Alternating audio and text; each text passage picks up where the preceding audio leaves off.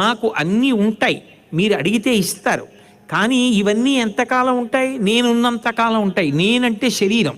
శరీరం ఎంతకాలం ఉంటుందోనే తెలియదు. అక్కడ వచ్చింది సమస్య. ఇది ఉన్నంతకాలం దీనికి ఎన్నో అనుబంధాలు. నాన్నగారండి అంటారు, బాబయ్య అంటారు, పెద్ద నాన్నగారు అంటారు, గురువుగారు అంటారు, శిష్యుడా అంటారు, అన్నయ్య అంటారు, తమ్ముడు అంటారు, స్నేహితుడా అంటారు, పౌరుడు అంటారు, మా ఆఫీసులో ఉద్యోగి అంటారు, మా అధికారి అంటారు, మా తోటి పౌరుడు అంటారు, మా వీధిలో ఉన్నవాడు అంటారు. ఆ ఊపిరి ఒక్కటి ఆగిపోతే ఎవరు ఏ పేరు పెట్టి పిలిచినా అది ప్రతిస్పందించదు.